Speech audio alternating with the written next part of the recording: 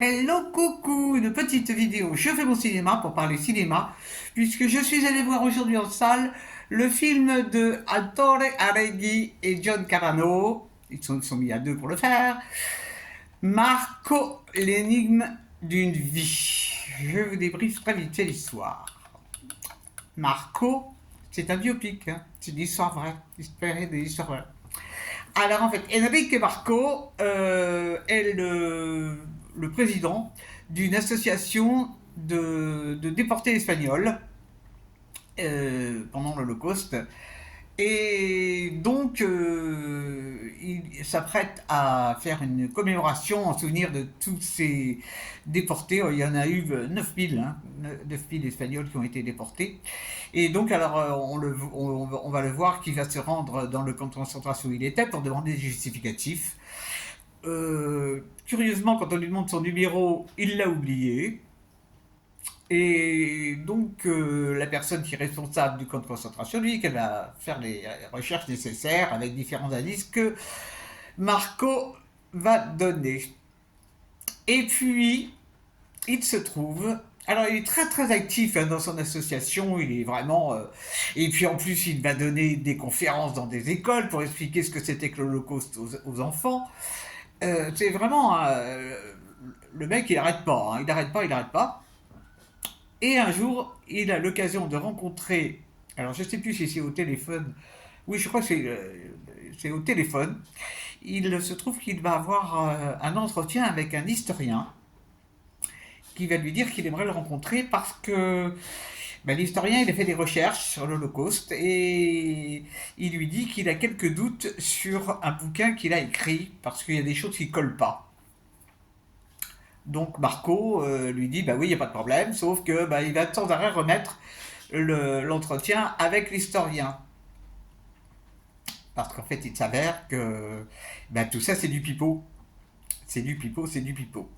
Donc il va y avoir, on va voir pendant le film ce qui va se passer avec les gens de l'association, comment il organise la commémoration, où il tient absolument qu'il y ait le chef d'État qui soit présent.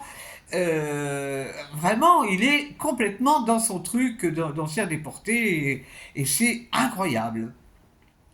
Seulement voilà, seulement voilà, il y a un moment où et ben il y a plein de choses qui font que les gens vont s'apercevoir que c'est un mytho, un affabulateur complet.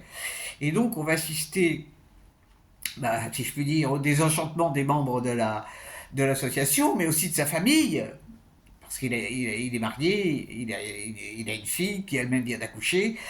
On apprend aussi que cet homme-là a déjà été marié, qu'il a abandonné sa première femme et son enfant. Enfin, c'est un mec qui est complètement dans la mythomanie, mais incroyable. Donc, on va voir l'émotion que ça suscite parmi ses copains, parmi sa famille, et c'est incroyable. Je vous raconte pas la fin. Je vous raconte pas la fin. Ouais, parce que la fin, c'est quand même gratiné. Qu'est-ce que j'ai pensé de ce film? Alors, j'ignorais complètement l'existence de cet homme-là, mais j'ai été bluffé par le film. J'ai été bluffé. Parce que, en fait, bon, c'est un biopic, mais c'est surtout. C'est un polar, quoi. Parce qu'on suit l'enquête. On est avec les gens du groupe. On est aussi avec sa famille. C'est fou, quoi. Parce il y a des moments où on se dit, mais c'est pas possible, c'est pas possible. Il n'a pas été jusque-là, quoi. Mentir sur un truc pareil, donner des conférences. Mais moi j'étais mais complètement. Et en plus, il explique avec des détails incroyables. Donc j'ai été bluffé. Alors l'acteur qui joue le rôle de Marco, pour moi inconnu au bataillon, un monsieur qui a un certain âge, je ne connaissais pas du tout. Wow, remarquable, hein, vraiment, il est bluffant le mec, bluffant.